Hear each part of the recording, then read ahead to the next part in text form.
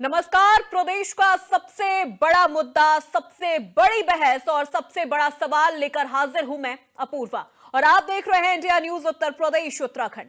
जो विपक्ष ना लोकसभा चलने देता है, ना विधानसभा चलने देता है और ना ही राज्यसभा की कार्यवाही चलने देता है, आज वही विपक्ष ये दुहाई देता है कि संविधान जिस पर पूरा हिंदुस्तान चलता है, आज उसी संविधान के मुद्दे पर विपक्ष सियासत कर रहा है।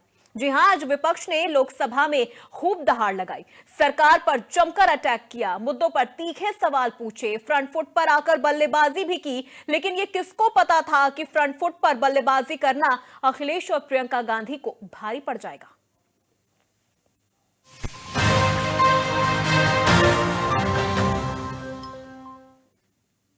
संविधान दिवस के मौके पर इंडिया गठबंधन की ओर से अखिलेश यादव और प्रियंका गांधी ने मोर्चा संभालते हुए सवालों की मानो बौछार कर दी, सरकार पर तमाम आरोप लगाए, कई दावे किए। जी हां, लोकसभा में पहली बार प्रियंका गांधी ने अपना संबोधन दिया। प्रियंका गांधी ने उन्नाव में रेप पीड़िता की हत्या का मामला उठाया और सरकार पर खूब प्रहार किया।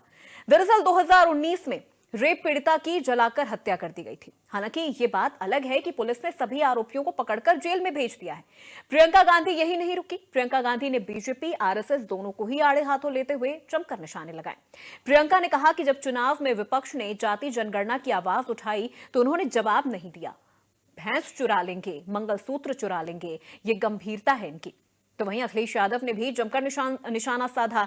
अब विपक्ष ने प्रहार किया तो फिर सत्ता पक्ष से राजनाथ सिंह ने कमान संभाली और बखूबी जवाब दिया। ऐसे में सवाल उठता है कि संविधान की दुहाई क्यों सियासत हाई है? संविधान के 75 साल क्यों विपक्ष हुआ लाल? संसद में फिर क्यों हंगामा करता है विपक्ष? क्यों संसद नहीं चलने देता है विपक्ष? संविधान पर आर पार क्यों मचा है हाहाकार? इसी मुद्दे पर करेंगे बड़ी बहस, लेकिन उससे पहले सुनिए संसद में किसने क्या कुछ कहा। सवाल भी बनते हैं, चर्चा की शुरुआत करेंगे, वो तमाम चीजें भी हम आपको सुनवाएंगे। लेकिन उससे पहले इंडिया न्यूज उत्तर प्रदेश के वो सवाल हम आपको बता रहे हैं कि संसद में हंगामा क्यों कर रहा है विपक्ष अगर संविधान की दुहाई देता है? क्यों संसद नहीं चलने देता है विपक्ष जो संसद में संविधान की दुहाई देता फिरता है? संविधान पर आर पार और क्यों मचा है हाहाकार? ये सवाल लगातार इंडिया न्यूज पूछ रहा है। आइए अब आपको सुनवाते हैं संसद में किसने क्या कुछ कहा। अध्यक्ष महोदय, साल 1975 में हुए 38वें 30th संविधान संशोधन से आपातकाल यानी इमरजेंसी लगाने के निर्णय को नॉन जस्टिशिएबल बनाने की कोशिश की गई। इलेक्शन लॉ अमेंडमेंट बिल लाया गया जिसका एकमात्र उद्देश्य उन सभी इलेक्टोरल मैल प्रैक्टिसेस को इम्यूनिटी देना था जिसके कारण श्रीमती इंदिरा गांधी के चुनाव को चुनौती दी गई। कल्पना कर सकते हैं अध्यक्ष महोदय, एक निंदनीय संशोधन जो अंततः लैप्स हो गया वह था 1976 में किया गया 41वां संविधान संशोधन विधेयक। इस संशोधन का उद्देश्य, मैं तुरंत का ध्यान आकर्षित करना चाहता हूं अध्यक्ष महोदय, इस संशोधन का उद्देश्य प्रधानमंत्री, राज्यपाल और राष्ट्रपति को पद ग्रहण करने से पहले उनके कार्यकाल के दौरान किए गए सभी कार्यों के लिए आपराधिक जो है मुकदमों से इम्यूनिटी प्रदान करना, चाहे जो भी अपराध किए सब क्षम्य थे। अध्यक्ष महोदय, इसका मतलब यह था सबसे जघन्य अपराध करने वाला व्यक्ति भी अगर एक दिन के लिए भी संवैधानिक पद पर बैठ जाए तो उसके सभी अपराध माफ। कि हमारा संविधान एक सुरक्षा कवच है, एक ऐसा सुरक्षा कवच है जो देशवासियों को सुरक्षित रखता है, न्याय का कवच है, एकता का कवच है और अभिव्यक्ति की आजादी का कवच है। दुख की बात यह है कि मेरे सत्ता पक्ष के साथी जो बहुत बड़ी बड़ी बातें करते हैं, इन्होंने इन 10 सालों में यह सुरक्षा कवच, सत्ता पक्ष के मेरे साथियों ने ये सुरक्षा कवच तोड़ने का पूरा प्रयास किया है। ये देश समाजवादी गणराज्य बने। समाजवाद का सरल शब्दों में अर्थ है कि समता और संपन्नता हो, लेकिन देश में अध्यक्ष महोदय 2014 के बाद विषमता जिस तेजी के साथ बढ़ी है उसकी कल्पना भी नहीं की जा सकती है। 140 करोड़ में से 82 करोड़ सरकारी अन्न पर जिंदा हैं। अध्यक्ष महोदय, जो देश को ये कहते हो कि हम दुनिया की सबसे तेज रफ्तार पे चलने वाली अर्थव्यवस्था बनने जा रहे हैं, 3 पर पहुंच गए और ऊपर जाएंगे। मैं सरकार से कहना चाहता हूं कि जब 82 करोड़ सरकारी अन्न पर जिंदा हैं और दूसरी तरफ देश की संपूर्ण संपत्ति के 2/3 हिस्से पर कुछ परिवारों का कब्जा है, अगर सरकार में ये बहादुरी और हिम्मत है तो इस 60% गरीबी के रेखा से नीचे रहने वाले लोगों की पर कैपिटा इनकम क्या है? अगर आपकी अर्थव्यवस्था ऊंचाई पर जा रही है तो हमारे जो गरीब लोग हैं, जो 60% गरीब लोग हैं, उनकी पर कैपिटा इनकम क्या है? और जहां समय समय पर सरकार अपने आंकड़े देती है, कम से कम ये आंकड़े भी दे दे कि गरीबी रेखा पर जो नीचे रहने वाले लोग हैं उनकी पर कैपिटा इनकम क्या है। अध्यक्ष महोदय, साल 1975 में हुए 38वें 38th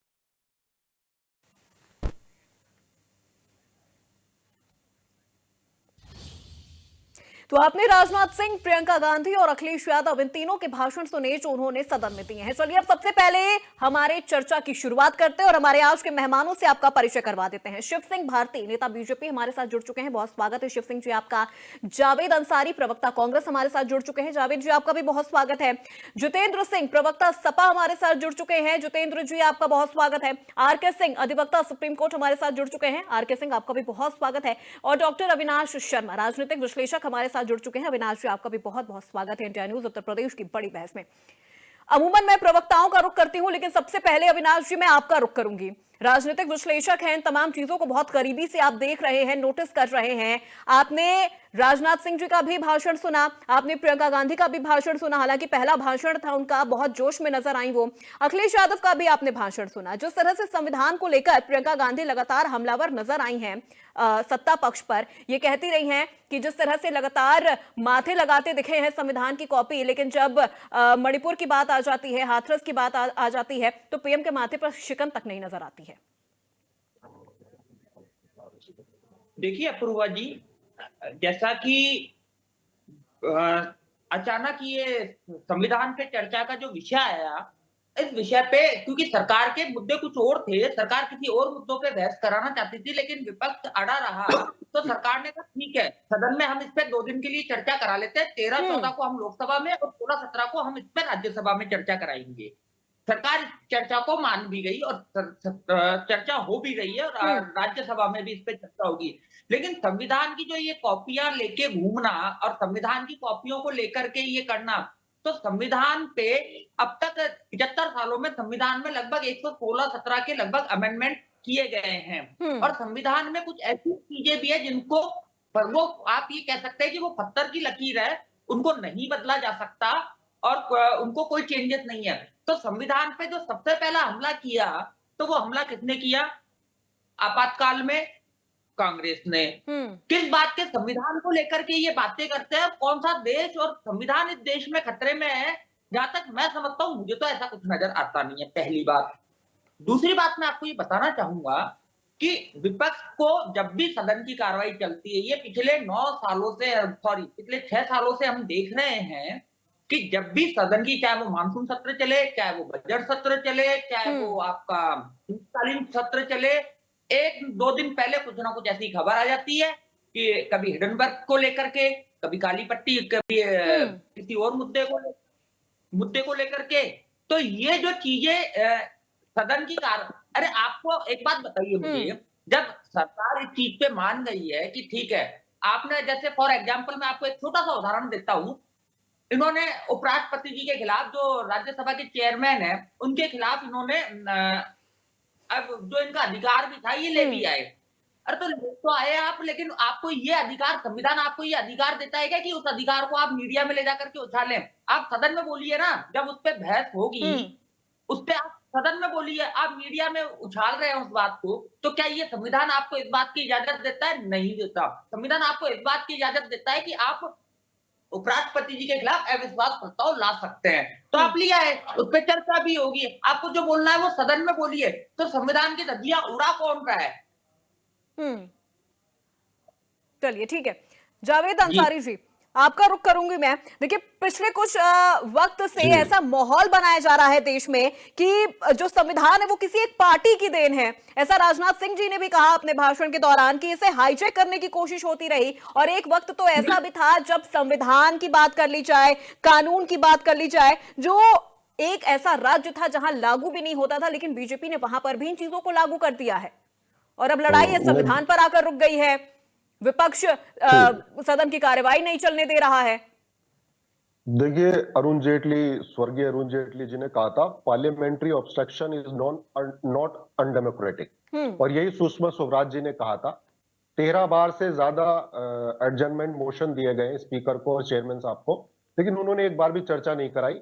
और नोटिस इस बात का था कि वो किसानों की बात हो, उसमें मणिपुर की बात हो और अडानी की भी बात हो। क्योंकि जब दूसरे विदेश जो है, केन्या जैसी सरकार इसके साथ कॉन्ट्रैक्ट कैंसिल कर रही है, यहाँ पे जांच हो रही है, श्रीलंका में, ऑस्ट्रेलिया में धरने प्रदर्शन हो रहे हैं और अमेरिका में इनको आरोपी बनाया गया है, तो सरकार क्यों इसका बचाव कर रही है? ये सवाल था। दूसरी बात मैं कह दूं, आज संविधान की बात हो रही है, तो मैं संविधान की बात करूंगा। मेरे हाथ में कॉन्स्टिट्यूशन की बुक है, इसमें 395 आर्टिकल है, 12 शेड्यूल है, और इसमें 2 साल 11 महीने और 18 दिन लगे थे इसको लिखने में। और ये जैसे लिखा गया था, जैसे लागू हुआ था 26 जनवरी 1950 को, उसके 4 दिन के बाद ही आरएसएस के मुखपत्र ऑर्गेनाइजर में एक लेख छपा था। उसमें लिखा गया था कि हम संविधान को नहीं मानते। इन्होंने तब से ही बहिष्कार किया था। और इसी संविधान के आर्टिकल 51 जो फंडामेंटल ड्यूटीज है, पार्ट 4 है, और उसका क्लॉज ए जो है वो कहता है राष्ट्रीय ध्वज का हमें सम्मान करना चाहिए। 52 साल आरएसएस के लोगों ने तिरंगे का अपमान किया, तिरंगे को नहीं फहराने दिया अपने कार्यालयों में। तो मैं ये कहना चाहूंगा, इस जो अविनाश भाई हैं, शर्मा जी हैं, वो थोड़ा भ्रमित हो रहे थे। अभी सुप्रीम कोर्ट का आदेश आया था कि बुलडोजर जो है वो अनकॉन्स्टिट्यूशनल है। तो हमारे देश का मीडिया जो है, हमारे देश का मीडिया है, और हमारे देश के जो बीजेपी के लोग हैं इस पे जश्न मना रहे थे, लोगों के घर छीन रहे थे, जबकि सुप्रीम कोर्ट ने कहा कि फंडामेंटल राइट टू प्रॉपर्टी है। तो मेरा ये कहना है कि यही इसी तरह का जश्न ये इलेक्टोरल बॉन्ड में मना रहे थे, वो भी अनकॉन्स्टिट्यूशनल कहा। फिर इसी तरह के बहुत सारे फैसले आए जिसको मोदी सरकार ने बदला भी है, चाहे वो इलेक्शन कमीशन की नियुक्ति को लेकर हो, उसमें भी अध्यादेश लेके आए। और ऐसे ही दिल्ली सरकार का एक फैसला था, 5 डिवीजन जज बेंच ने फैसला दिया था, उसमें भी संशोधन करके ऑर्डिनेंस लाके उसको पलट दिया गया। तो और दूसरी तरीके से सुप्रीम कोर्ट ने ही कहा था कि महाराष्ट्र में सरकार में जो 2.5 साल पहले थी कि जो गवर्नर का फैसला है वो इलीगल है, इनवैलिड है, विप का फैसला है वो इलीगल है, इनवैलिड है, तब भी वो 2.5 साल इलीगल सरकार चली और स्पीकर ने फैसला नहीं लिया। हम कोर्ट भी गए, कोर्ट में देर होती। दूसरी बात मैं कहना चाहूंगा, आज संविधान की कौन धज्जियां उड़ा रहा है? संविधान की धज्जियां वो लोग उड़ा रहे हैं। लेकिन जावेद जी, प्रियंका गांधी कह रही हैं कि संविधान को कोई बदल नहीं सकता। संविधान बदलने की बात कहां हो रही है? हाँ, बता रहा हूं मैं, हो रही है। कैसे हो रही है? तो बदला जा चुका है। आप तो कह रहे हैं बदल नहीं सकता, बदला जा चुका है। जब देश की सारी संपत्तियां बेच दी गई, रेलवे में 3.5 लाख पद खाली पड़े हैं, वो नहीं भरे जा रहे हैं, तो उसमें ओबीसी, एससी, एसटी को आरक्षण कैसे मिलेगा? तो रिजर्वेशन खत्म हो गया। ऐसे ही हमारी इंडियन आर्मी है, 1.5 लाख पद खाली पड़े हैं। ऐसे पोस्ट ऑफिस है, आप कोई सा भी विभाग उठा के देख लीजिए, वहां पे सारे पद खाली है और सरकार नोटिफिकेशन नहीं निकालती है। उत्तर प्रदेश की मैं बात करूं, 69,000 शिक्षा असिस्टेंट जो शिक्षा मित्र थे, शिक्षा टीचर थे, उसको इलाहाबाद हाई कोर्ट ने क्या कहा कि इसमें पूरी तरीके से ये लिस्ट सही तरीके से नहीं बनाई गई, इसमें लोगों के अधिकारों का हनन हुआ है, छीने गए हैं जो ओबीसी के लोग। ठीक है, आपके इसी सवाल के साथ मैं सीधे शिव सिंह भारती जी का रुख करती हूँ। शिव जी, अभी आपने सुना जावेद अंसारी जी को किस तरह से वो कह रहे हैं, और अभी आपने भाषण भी सुना होगा, चाहे वो राजनाथ सिंह जी का हो, चाहे प्रियंका गांधी या फिर अखिलेश यादव का। लोकसभा में जिस तरह से संविधान की दुहाई दी जा रही है, लड़ाई बहुत ज्यादा हाई हो गई है, सियासत बहुत हाई हो गया है। प्रियंका गांधी कह रही है कि हाथ में तो संविधान की किताब लेके चलते हैं, लेकिन जब उनके राज्यों में ऐसी चीजें हो जाती हैं, चाहे हाथरस की बात कर ले, चाहे मणिपुर की बात कर ले या संभल की बात कर ले, पीएम के माथे पर शिकन तक नहीं आती है। देखिए, लोकसभा चुनाव के बाद जिस तरह से इन्होंने भ्रम और झूठ फैलाया और उसमें जब इनको सफलता मिल गई, तो आज भी वो उसी राह पर चल रहे हैं। उनको लग रहा है कि संविधान का डर दिखाएंगे, संविधान करेंगे और लोगों में फिर से भ्रम फैलाकर, अभी चूंकि चुनाव होकर गए हैं, यह पूरी राजनीति 2027 के लिए ये लोग आखिर तैयार ये करना चाहते हैं। लड़ाई, शिव जी, मुझे ये नहीं समझ में आ रहा है कि आखिर ये पूरी लड़ाई संविधान पर आकर क्यों टिक जा रही है? वो टिक इसीलिए जा रही है, जब काट की आंधी एक बार चल जाती है तो उनको लगता है कि बार बार चलेगी, लेकिन काट की आंधी बार बार चलती नहीं है। ये जो जमीन इन्होंने 2027 के चुनाव के लिए तैयार कर रहे हैं, आगे के जो उत्तर प्रदेश के अंदर समाजवादी पार्टी के भी मुखिया जिस तरह से सदन में आज बोले हैं, हम सभी ने उनको सुना है, ये वही हल्ला बोल वाली पार्टी है, ये मीडिया की आवाज बंद करने वाली पार्टी है। और कांग्रेस ने सबसे ज्यादा बार संशोधन किए और यहां तक कि उन्होंने प्रियम्बल में भी संशोधन उन्होंने करने का काम किया। तो ये कहते हैं कि घुमा फिरा के चाहे जितना भी कर ले, इनको किसी भी प्रकार से सदन न चले, इसमें रोड़ा बनना है। लोकसभा स्पीकर, राष्ट्रपति, किसके इन लोगों के खिलाफ किसी तरह से इनको अपमानित किया जाए, तो इस तरह के वातावरण ये तैयार करने का काम कर रहे हैं। संविधान तो सिर्फ एक छलावा, ये दिखाने का काम कर रहे हैं। इसके पीछे का जो षड्यंत्र है वो सिर्फ ये षड्यंत्र है कि किसी तरह से सदन ना चले और देश में जो गरीब, किसान, मजदूर और बेरोजगारी पर चर्चा ना हो, ये सिर्फ देश को भटकाने का काम करने का काम कर रहे हैं। वो चाहे समाजवादी पार्टी हो चाहे कांग्रेस हो, दोनों ने एक तरह का वातावरण बना दिया है कि सदन नहीं चलेगा और संविधान खतरे में, संविधान को फिर घात लगा, सदन नहीं चलेगा, संविधान और खतरे में। आखिर संविधान को खतरा किससे है? जितेंद्र जी, ठीक है, शिव जी मैं आपके पास आऊंगी। जितेंद्र जी, संविधान को खतरा किससे है? कांग्रेस और विपक्ष तो संविधान की कॉपियां सीने से लगाए घूम रहा है। देखिए, भारतीय जनता पार्टी संविधान को मानती ही नहीं है, सिर्फ संविधान को मानने का ढोंग करती है। भारतीय जनता पार्टी संविधान में प्रदत्त आरक्षण के विरोध में इसीलिए है और समय समय पर उसके उदाहरण सामने आते रहते हैं। आज भी 69,000 शिक्षक भर्ती के जो बच्चे थे, 6900 पिछड़े वर्ग के, उनको इन लोगों ने नौकरी नहीं दी। बाद में सुप्रीम कोर्ट ने रद्द कर दी इनका जो रिजल्ट था, लेकिन इन लोगों ने दलितों, पिछड़ों के साथ जितना अन्याय कर सकते थे उतना अन्याय किया। आज सदन चलने की बात है तो सरकार सहयोग नहीं लेना चाहती, विपक्ष सरकार तानाशाही पर उतारू है। सरकार ऐसे ऐसे कानून पास करना चाहती है जो देश के खिलाफ षड्यंत्र और साजिश है। इसलिए हम लोग निंदा करते हैं भारतीय जनता पार्टी की। भारतीय जनता पार्टी चाहती ही नहीं कि देश विकास के मार्ग पर आगे प्रशस्त हो। तो ये भारतीय जनता पार्टी का षड्यंत्र है और इसके खिलाफ समाजवादी पार्टी हमेशा खड़ी रही है। समाजवादी पार्टी सोशलिस्ट विचारों की पार्टी है, हम सभी को साथ लेकर चलने के लिए संकल्पित है। लेकिन भारतीय जनता पार्टी ऐसी पार्टी है कि विरोध करने पर कितने सांसदों को इन्होंने सस्पेंड कर दिया, 100 से ज्यादा सांसद सस्पेंड कर चुके हैं। तो सोचिए इन लोगों की सोच क्या है। ये चाहते ही नहीं कि सदन में चर्चा हो, है ना, कोई विषय उठे, उस पर कोई निर्णय हो। चलिए ठीक है, आऊंगी मैं आपके पास। हमारे साथ सुप्रीम कोर्ट के अधिवक्ता आर.के. सिंह जी भी जुड़े हुए हैं, उनसे भी सवाल ले लेते हैं कि क्या वाकई जिस तरह से चाहे पक्ष की बात कर ले, विपक्ष की बात कर ले, संविधान को हाथ में लेके कोई चल रहा है, कोई संविधान को जेब में लेके घूम रहा है, क्या वाकई इस तरह से संविधान की इज्जत होगी या इस तरह से संविधान के जो तमाम रूल रेगुलेशंस है उससे देश चलेगा? आर.के. सिंह जी, आपने भी तमाम जो प्रवक्ता हैं हमारे, उनकी बातें भी आपने सुनी होगी, तमाम भाषण भी आपने सुने। क्या आपको वाकई लगता है कि संविधान को खतरा है? Thank you very much for inviting me. मुझे उम्मीद है आप मुझे मैं बोलने देंगी। जी बिल्कुल, एटलीस्ट 2 या 3 मिनट तो आप मुझे बोलने देंगी। जी जी, क्योंकि ये बात संविधान पे हो रही है और ये पॉलिटिकल भाषण प्रवचन सुनने के लिए मैं बिल्कुल इंटरेस्टेड नहीं हूँ।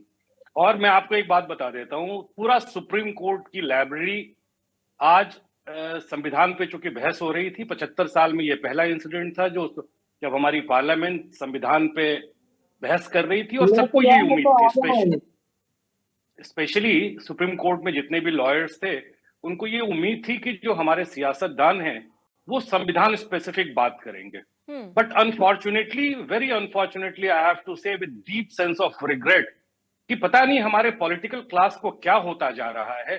ये जितने लोगों ने भी जितने भी लोग संविधान पे बात किए, माइनस राजनाथ सिंह जी, एक राजनाथ सिंह में जो पॉलिटिकल मैच्योरिटी थी, कॉन्स्टिट्यूशनल अंडरस्टैंडिंग थी, जो जिस तर्कों के साथ, जिन सेक्शंस के साथ, जिन राइटर्स के साथ, जिन मुकदमों के साथ उन्होंने अपने तर्क को रखा है, वो वाकई सबके लिए देखने लायक है। ये पॉलिटिकल लीडर्स जो बैठे हुए हैं, इनको भी सुनना चाहिए, ये इनको बिल्कुल सुनना चाहिए, पहली बात। दूसरी बात, हम बात कर रहे हैं संविधान की। आप भी न्यूज एंकर हैं, मुझे पता है कि आपने पत्रकारिता में बहुत शिद्दत के साथ पढ़ाई करी होगी। आप इनसे ये पूछ करके देखिए, ये जितने भी सियासतदान बैठे हैं या पार्लियामेंट में हैं, वो कितनों ने संविधान पढ़ी है? बिना संविधान को पढ़े हुए, बिना बाबा साहब अम्बेडकर को पढ़े हुए संविधान को समझना और बाबा साहब अम्बेडकर को समझना नामुमकिन है। अब इससे इतर मैं आपको एक बात बताता हूं, बड़ा ध्यान से सुनिएगा। ये पूरे आप डिस्कोर्स को देखेंगी तो हमारे पॉलिटिकल लीडर्स को लगता है कि डेमोक्रेसी का मतलब होता है कॉन्स्टिट्यूशन। आप सही कह रही हैं, पॉकेट में लेके घुमा जा रहा है, सर पे लेके घुमा जा रहा है और तमाम तरीके की एक्टिविटीज की जा रही हैं। डेमोक्रेसी का मतलब सिर्फ संविधान और इलेक्शन या पार्लियामेंट नहीं होता है। बाबा साहब अम्बेडकर को अगर आप लोगों ने पढ़ा होगा या इन लोगों ने पढ़ा होगा, अगर नहीं पढ़ा है तो मैं ताकीद करता हूं, पढ़ें। बाबा साहब अम्बेडकर कहते थे कि संविधान का मतलब मेयर इलेक्शन और पार्लियामेंट नहीं होता है, डेमोक्रेसी का मतलब इलेक्शन और पार्लियामेंट नहीं होता है। हम डेमोक्रेसी की जब भी बात करें तो इस बात पे गौर फरमाएं कि समाज में दो व्यक्तियों के बीच में संबंध कैसे हैं। तो ये सिर्फ और सिर्फ डेमोक्रेसी को संविधान से और संविधान को इलेक्शन से जोड़ देना, ये सबसे बड़ा बिट्रेयल है। एक लास्ट बात मैं कह के अपनी बात खत्म करता हूं, क्योंकि बहुत सारे पैनलिस्ट हैं। एक बड़ी इंटरेस्टिंग बात मैं आपको एक घटना बता रहा हूं। एक प्रेसिडेंट क्रुश्चेव थे रशिया के और चाउ एन लिंग थे Chinese premier, first prime minister थे रिपब्लिक ऑफ चाइना के। इनकी एक मुलाकात हुई एक जलसे में। तो क्रुश्चेव ने चाउ एन लिंग को बोला कि आप में और हम में एक असमानता है, मैं मेहनत वर्ग से आता हूं और आप आते हैं कुलीन वर्ग से। तो चाउ एन लिंग ने कहा कि हम दोनों में एक समानता भी है, हम दोनों ने अपने अपने वर्गों के साथ गद्दारी की है। तो कुछ मुझे पार्लियामेंट में ऐसे ही लग रहा था इनके संविधान के नॉलेज को देख करके। जी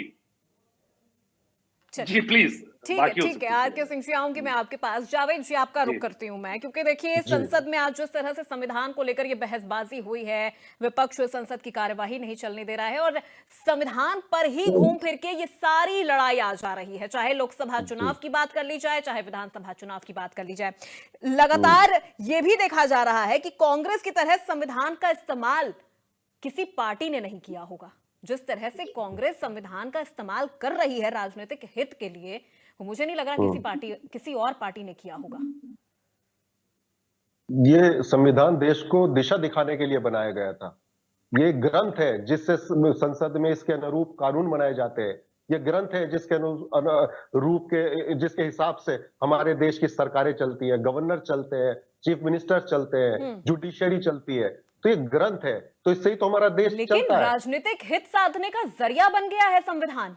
कौन कह रहा है? जो कह रहा है वो या तो वो उसको अर्ध ज्ञान है, उसको नहीं पता।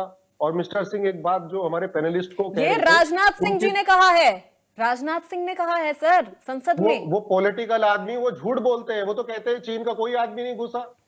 तो फिर 22 राउंड की वार्ता पीएलए से क्यों फेल हो गई? बता दे डिफेंस मिनिस्टर। तो वो तो खुद झूठ बोलते हैं, पार्लियामेंट में झूठ बोलते हैं। तो ऐसे आदमी की बात मत कीजिए आप। और मिस्टर सिंह ने कुछ बात कही हमारे को पैनलिस्ट को लेकर। मिस्टर सिंह से मैं ये कहना चाहूंगा, मिस्टर सिंह देखिए, को पैनलिस्ट को हल्के में आंकना ठीक नहीं होता है। You are a practicing lawyer in the Supreme Court. मैं इंडिया का भी लॉयर हूँ, इंग्लैंड का भी लॉयर हूँ, वेल्स का भी लॉयर हूँ। मैं graduate from Kings college London हूँ और मैंने लंदन हाईकोर्ट में भी वकालत की है। तो ऐसा कहना कि आपने संविधान ही नहीं पढ़ा, तो मैं आपकी बात से सहमत नहीं हूं। क्या पता मैंने आपसे ज्यादा डिग्रियां हो, आपसे अच्छे कॉलेज से ज्यादा डिग्रियां हो, उम्र में, तजुर्बे में आप मुझसे ज्यादा हो सकते हैं, लेकिन आप ये नहीं कह सकते कि आपने पढ़ा ही नहीं पढ़ा। चलिए ठीक है जितेंद्र जी, देखिए यहाँ पे माफ कीजिएगा जावेद जी, यहाँ पे देखिए हम पर्सनल नहीं जा रहे हैं किन्हीं बातों को लेके। इसीलिए नहीं ठीक है, पर्सनल नहीं। उन्होंने सिर्फ इतना कहा कि क्या पता किसी ने वो संविधान पढ़ा हो, नहीं पढ़ा हो। हम इस ठीक है जावेद जी पर्सनल कमेंट नहीं, प्लीज पर्सनल कमेंट नहीं। जिस मुद्दे पर हम बात कर रहे हैं, जिस मुद्दे पर हम बहस करने के लिए हैं। पहले नहीं किया, उन्होंने पहले किया, मेरे सीनियर कोलीग है। ठीक है, क्या पता मैं भी सुप्रीम कोर्ट लॉयर। चलिए थोड़ा बड़प्पन आप भी दिखा दीजिए, थोड़ा बड़प्पन आप भी दिखा दीजिए मुद्दे पर। Thank you, sorry. ठीक है। मुद्दे पर आते हैं। जी, आपका सवाल रिपीट कीजिए। जी, सवाल मेरा ये था कि जिस तरह से राजनाथ सिंह जी ने आज कहा कि कांग्रेस की तरह हमने कभी भी राजनीतिक हित के लिए संविधान का इस्तेमाल नहीं किया है, कांग्रेस ने आज राजनीतिक हित को साधने के लिए संविधान को एक जरिया बना लिया है।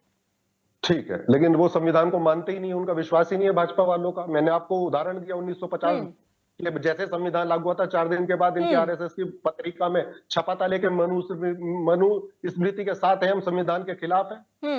ये तो आज तक ही इसको नकारते आए हैं। तो ये कैसे आरएसएस के लोग हैं राजनाथ सिंह जी?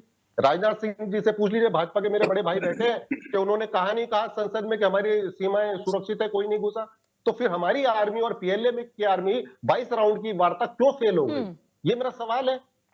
हमारी जो पेट्रोलिंग पॉइंट थे वो 0.8 से 0.4 पे क्यों आ गए? बता दीजिए जवाब। चलिए शिव जी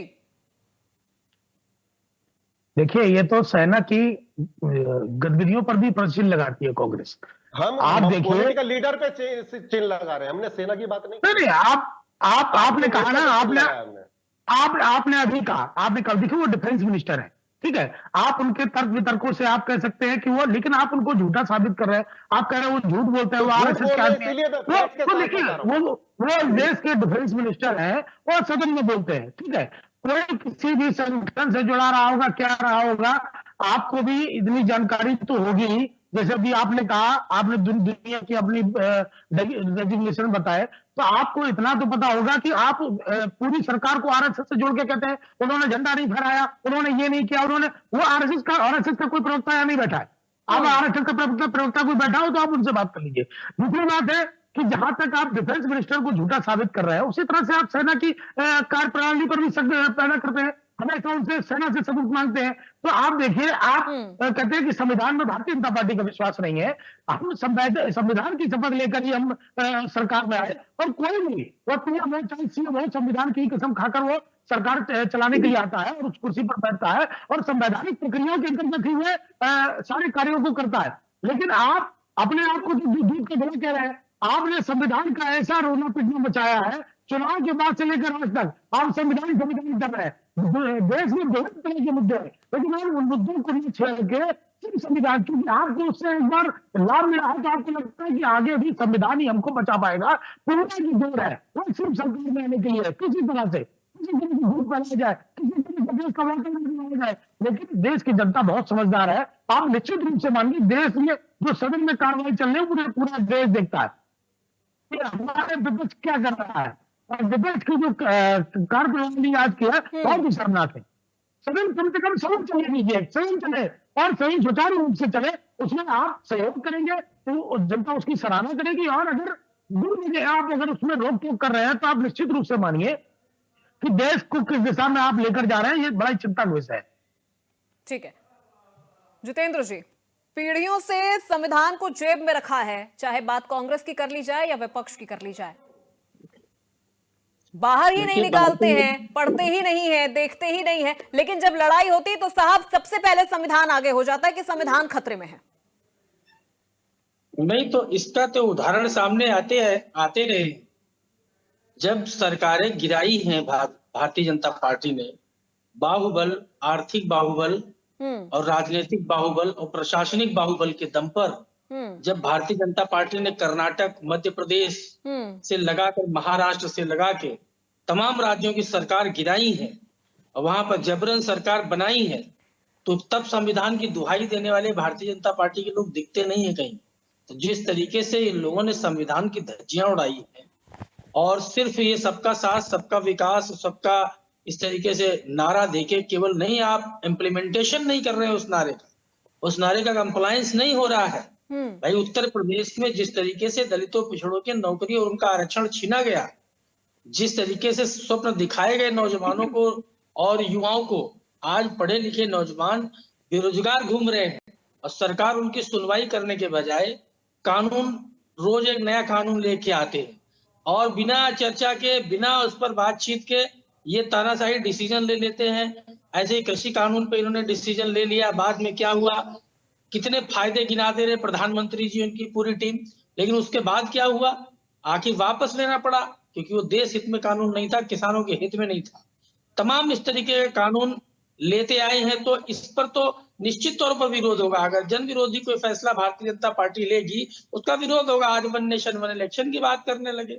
ये वन नेशन वन इलेक्शन नहीं है, ये एक व्यक्ति एक दल की एक देश पर सत्ता, पूरे देश पर कब्जा।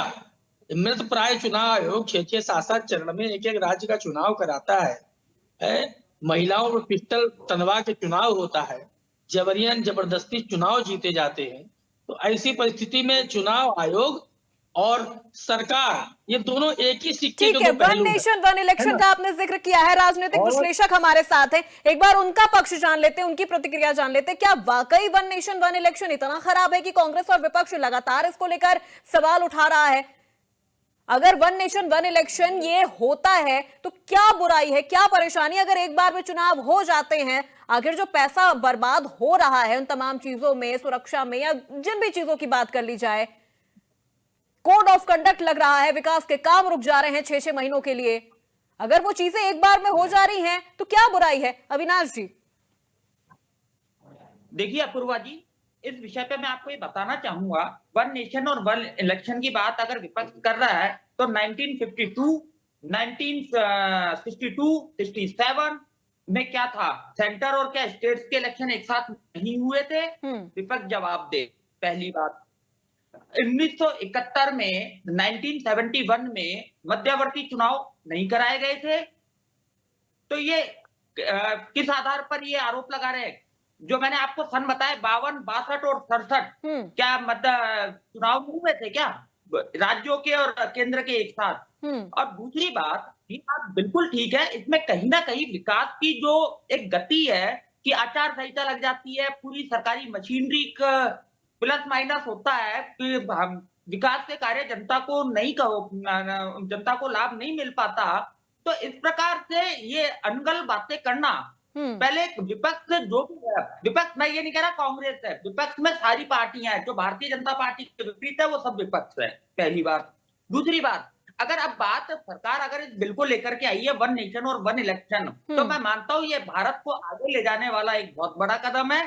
ये बात भी उतनी ठीक है कि लोकसभा में और राज्यसभा में जो एक संख्या बल, सरकार अगर कोई बिल लाई है तो संख्या बल के आधार पर है, ठीक है। कांग्रेस और उसके जो कुछ साथी लोग हैं वो इस चीज से इत्तेफाक रखते होंगे, कोई दिक्कत नहीं है। बाकी और भी तो विपक्ष के कुछ सदस्य हैं, तो निश्चित तौर पर ये बिल पास होना भी चाहिए, क्योंकि देश को आगे ले जाने के लिए बहुत बड़ा एक सकारात्मक कदम है। और जो मैंने आपको सन बताया, विपक्ष इस बात का जवाब दे कि 52, 62 और 67 में क्या ये नहीं हुआ था?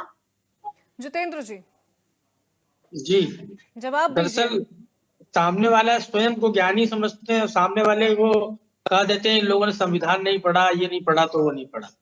सबका अपना अपना ज्ञान है। अभी बहुत से लोगों को नहीं पता होगा स्वामी विवेकानंद जी ने क्या कहा, हिंदू धर्म पे क्या कहा, इस्लाम पर क्या कहा।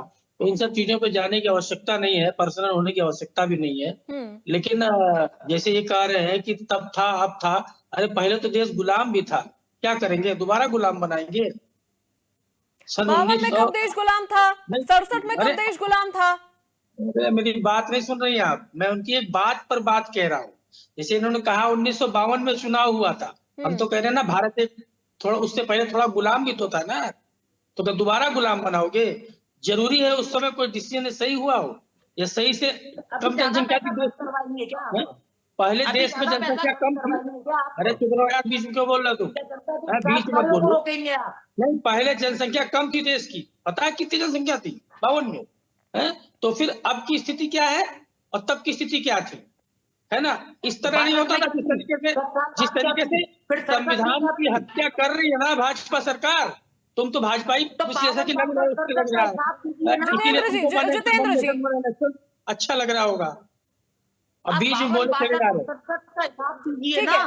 ठीक है अविनाश जी, एक बीच बार में जवाब क्यों सुन बोल रहे हो भाई? लीजिए, जवाब सुन लीजिए जितेंद्र जी का। और जितेंद्र जी थोड़ा मर्यादा में रह के प्लीज। नहीं, मर्यादा है, बीच में ना बोले भाई। हाँ, बीच में ठीक इनके है, वो नहीं बोल रहे, आप अपनी बात सारा कंप्लीट ज्ञान करें। के हमारे बीच में ही रख देंगे क्या? हर इस समय की स्थिति अलग होती है, तब परिस्थितियां कुछ और थी, आज कुछ परिस्थितियां हैं। आज जिस तरीके से संविधान को तार तार किया जा रहा है, जिस तरीके से अत्याचार हो रहा है, जिस तरीके से सरकारें गिराकर जबरिया सरकार कब्जा कर ली जा रही है, जिस तरीके से बेईमानी कराई जा रही है चुनाव में, ऐसी कंडीशन में और फिर राष्ट्रपति शासन लगाएगी सरकार, तो उस वक्त क्या स्थिति होगी? किसी राज्य की सरकार गिराएगी भाजपा की केंद्र सरकार, उस समय क्या 5 साल इंतजार करना पड़ेगा या फिर उस राज्य के साथ पूरे देश का चुनाव एक साथ कर देंगे? और इसमें ग्राम प्रधान है, पंचायत है, नगर निकाय है, तमाम छोटे मोटे चुनाव है। क्या भाजपा की सोच है इस कानून को लेकर? तो केवल कह देना और कंप्लायंस करने में बड़ा अंतर होता है। अभी एक जितेंद्र जी, आप जिस तरह से कह रहे हैं ना कि सरकार गिराने का काम किया जा रहा है, ये तो 1975 में भी हुआ था। उस समय भी 356 का दुरुपयोग करके चुनी हुई सरकार को गिरा दिया गया था।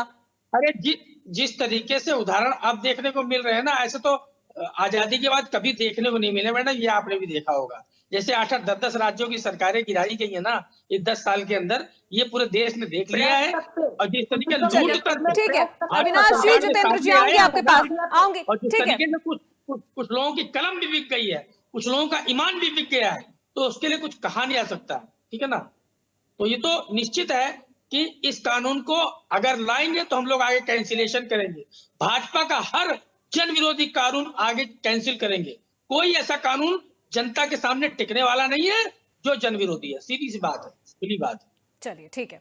R K Singh ji, one nation one election को लेकर दो धड़ हो गया है पक्ष और विपक्ष का। विपक्ष लगातार वन नेशन वन इलेक्शन को लेकर सवाल खड़े कर रही है, लेकिन सत्ता पक्ष का कहना है कि अगर ये आता है तो बहुत सी चीजों का दुरुपयोग रुक जाएगा। जी, इससे पहले मैं दो बातें, क्योंकि मैं बाकी तमाम पैनलिस्ट को सुन रहा था, ये आपको मैं एक बहुत इंपॉर्टेंट बात बता रहा हूं, ये आपके नॉलेज के लिए भी है। एक एलेक्स डी टिकॉवली फ्रेंच डिप्लोमेट और हिस्टोरियन हुआ करते थे। उन्होंने 1850 के लगभग एक बात कही थी अमेरिका के बारे में कि in America there is no question which sooner और later can not become a judicial question. कोई भी ऐसे प्रश्न नहीं है जो राजनीतिक हो, सामाजिक हो, जो आज या कल उस कानूनी प्रश्न में तब्दील नहीं हो जाते हैं। तो ये हर डेमोक्रेसी के लिए उतना ही वायबल है और हमारे लिए भी है।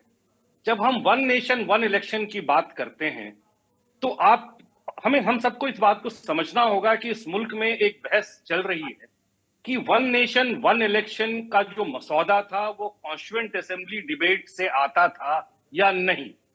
मैं फिर इस बात को कहता हूं कि प्रैक्टिकल पॉलिटिकल कंपल्शंस जो थे 67-64 तक वन नेशन वन इलेक्शंस के फेवर में थे और वो हुए थे।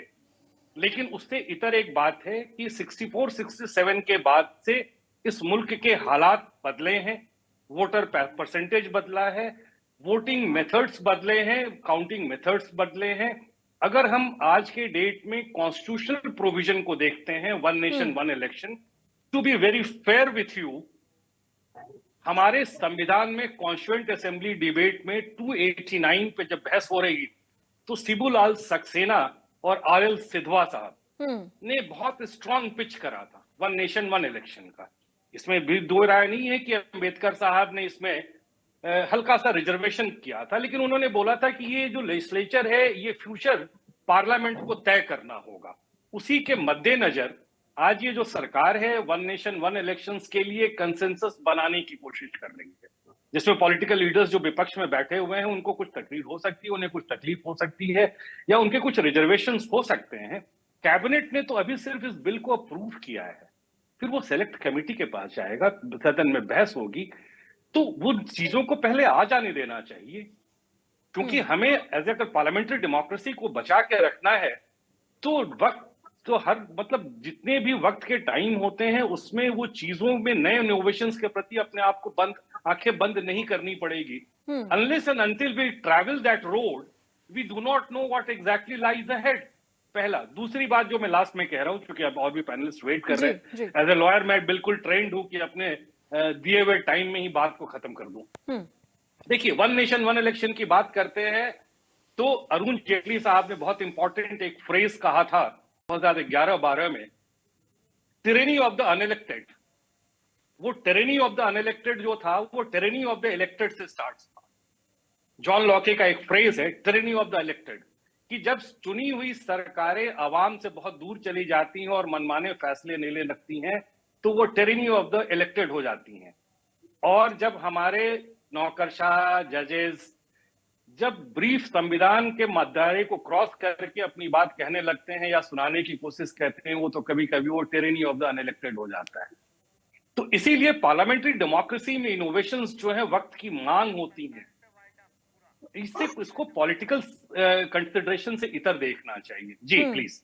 चलिए ठीक है, शिव जी आपका रुख करती हूं। जातिगत जनगणना का भी सवाल आज उठा है। इसके अलावा सरकार गिराने को लेकर भी आज जो संसद में इस पे तीखी बहसबाजी हुई है, राजनाथ सिंह की तरफ से भी काफी कुछ कहा गया है, प्रियंका गांधी ने भी जवाब दिया है। अब ऐसे में एक बार फिर से जो पूरा मुद्दा है वो संविधान के इर्द गिर्द घूमता हुआ नजर आ रहा है। आपने भी सपा प्रवक्ता को भी सुना, वो लगातार ये कहते जा रहे हैं कि सरकार गिराई जा रही है, पैसों के दम पे पिछले 10 साल में 10 जगह सरकारें गिरा दी गई हैं बीजेपी की तरफ से। देखिए, खरीद फरोख्त का जो भी चूंकि इनका चरित्र रहा है, तो उनको लगता है कि खरीद फरोख्त से ही सरकारें बनती बिगड़ती हैं। दूसरी बात जहां तक है वन नेशन वन इलेक्शन की, तो हमारे घोषणा पत्र में था, हमने पहले ही कहा है, हम घोषणा पत्र में कहकर आए, और जो पब्लिक प्लेटफॉर्म है जहां पर चर्चा वास्तव में चर्चा होती है, तो जहां चर्चा होनी चाहिए, तो पब्लिक प्लेटफॉर्म पर चर्चा होती है, जनता हमारे साथ है, जनता ने हमको चुन के भेजा है और उन्हीं घोषणा पत्र के आधार पर भेजा। ऐसा नहीं है कि हम देख चुके से लेकर चले आए, हमने चर्चा करने के बाद ही, और चुनाव में भी जब तो कह रहे उनकी सरकार आएगी तो जितने भी जन विरोधी कानून बीजेपी ला रही है हम सब हटा देंगे। नहीं, तो ये जन विरोधी कानून तो इनकी तो एक रटी रटाई लाइन है ना। इनके आप 10 डिबेट में इनको बैठाएंगे तो 10 डिबेट में वो एक ही बात कहते हैं, 10 डिबेट में आपको एक ही बात कहते मिलेंगे, और इनकी कोई दूसरी लाइन है। ऊपर से मुझे लगता है कि पूरा इनको सिखा पढ़ा के भेजा गया कि इसके इधर कुछ बोलना नहीं है। दूसरा, जन विरोधी क्या है और जनहित में क्या है, ये सिर्फ तय करेंगे क्या? मैंने फिर कहा कि पब्लिक प्लेटफॉर्म पर जब चर्चा होती है तो वन नेशन वन इलेक्शन में जहां तक खर्चे की बात है, ये जिस तरह से पूर्व की बात कर रहे हैं कि देश गुलाम भी था और देश में उस समय किस तरह के चुनाव हुए होंगे, तो आप सबके संसाधनों में और आज के संसाधनों में बहुत अंतर है। आज हम इतने संसाधन के साथ चुनाव में अगर जाएंगे तो निश्चित रूप से वन नेशन वन इलेक्शन हम करा पाएंगे, इसलिए सरकार उसको लेकर आ रही है। आप अगर 52 का भारत देखेंगे, 62 का भारत देखेंगे, तो आज 2024 में हम बैठे हैं, इनको लेकिन लगता है लकीर पीटने का काम ये करते हैं। लेकिन निश्चित रूप से मानिए कि भारतीय जनता पार्टी जनहित में जितने भी कानून लेकर आई है, तो वह चर्चा करके आई, हम चर्चा करके, हमने घोषणा पत्र में कहा है, हम घोषणा पत्र में जब जनता के बीच में गए तो जनता ने हमको चुन के भेजा। आप सदन नहीं चलने देंगे, संविधान करते रहते हैं, और एक लाइन है कि संविधान खत्म कर देंगे, संविधान खतरे में, कैसे खतरे में है ये नहीं बता पा रहा है। और जहां तक ये देखिए, ये खुद का चरित्र की बात होती है कि हमने खरीद फरोख्त करके सरकार बनाई होगी, हमने कुछ उल्टे सीधे तरीकों से सरकार बनाई होगी, ये अटल जी को भूल गए। एक मूर्ति सरकार दूर सकती थी, अटल जी ने सरकार नहीं बनाई, तो उसका जिक्र नहीं कर ले, लेकिन उसका जिक्र ये भारतीय जनता पार्टी के चरित्र पर सवाल उठाते हैं, वो चाहे कांग्रेस हो। मैंने कहा कि संविधान के प्रारंभ में आप समझिए संशोधन करने का काम किया, और ये कहते हैं कि भारतीय जनता पार्टी संविधान में संशोधन करेगी, भारतीय जनता पार्टी आरक्षण खत्म कर देगी, भारतीय जनता पार्टी ने सब संसाधन भेज दिए, और जितने भी संवैधानिक दायित्व पर बैठे लोग हैं उनका सम्मान नहीं करते, संवैधानिक संस्थाओं का सम्मान नहीं करते। तो ये संविधान को खुद मानने वाले लोग आज सरकार के पीछे हैं। ठीक है शिव जी, देखिए आखिर के 2 मिनट हमारे पास बचे हैं, डिबेट को लेकर हमारे पास इतना ही वक्त इजाजत हमें दे रहा है। जितेंद्र जी, एक चलते चलते का आखिरी सवाल आपसे, क्या वाकई संविधान को खतरा है? वही सवाल देखिए घूम फिर के आ रहा है, बात सरकार गिराने की जा रही है, बात जातिगत जनगणना की हो रही है, इसके अलावा तो आप तो यहां तक कह रहे हैं कि भाई साहब सरकार गिराई जा रही है, पिछले 10 साल में बीजेपी ने प्रशासन का दुरुपयोग किया है, सरकार गिराती है। और आज तो सदन में भी प्रियंका गांधी की तरफ से यह पूछा गया है कि महाराष्ट्र और हिमाचल सरकार को तोड़ने की कोशिश पैसों के दम पर की गई है। निश्चित तौर पे ऐसा है, ये भारतीय जनता पार्टी का यही चरित्र है। भारतीय जनता पार्टी कहीं भी सत्ता के बिना रहना नहीं चाहती है, तो छल बल है, आर्थिक बल है, और भ्रष्टाचारी को भी लेना पड़ेगा तो ले लेंगे, इनका चरित्र है। अजीत पवार के खिलाफ मोदी जी पूरी दुनिया में घूम घूम के कहते थे दुनिया का सबसे बड़ा करप्ट आदमी है, लेकिन आज वो उप मुख्यमंत्री है। हेमंत बिस्वा शर्मा कांग्रेस में रहते, भ्रष्टाचारी थे, आज उनकी सरकार में मुख्यमंत्री हैं। तो सोच लीजिए इनकी सोच क्या है। कर्नाटक की सरकार गिराई, मध्य प्रदेश सरकार गिराई, तो क्या वहां पर तुमने संविधान का पालन किया? आप लोगों ने संविधान की धज्जियां उड़ाई है। जब भारतीय जनता पार्टी को मौका मिला है, संविधान की धज्जियां उड़ाई है। अभी देखिए यूपी चुनाव में कैसे उन्होंने पिस्टल लगा के महिला सुरक्षा की बात करने वाले लोग महिलाओं को वोट डालने से रोकवा रहे थे, वोट ही नहीं डालने दिए, तमाम धर्म के लोगों को वोट नहीं डालने दिया। तो कितने बेईमान लोग हैं लोग, इनकी मानसिकता कैसी है? अरे मोदी शाह को तो जेल भी भेजा जाएगा। चलिए ठीक है शिव सिंह भारती जी, आप सभी का बहुत शुक्रिया। शिव जी आपका बहुत शुक्रिया, जितेंद्र जी आपका भी बहुत शुक्रिया, आरके सिंह अधिवक्ता आपका बहुत शुक्रिया, और अविनाश जी आपका भी बहुत शुक्रिया हमारे साथ बड़ी बहस का हिस्सा बनने के लिए। तो देखिए, संविधान को बने हुए 75 साल हो गए हैं, लेकिन अब विपक्ष को लग रहा है कि संविधान खतरे में है। तो मेरे साथ आज बड़ी बहस में बस इतना ही। प्रदेश की तमाम खबरों के लिए आप देखते रहिए इंडिया न्यूज उत्तर प्रदेश उत्तराखंड।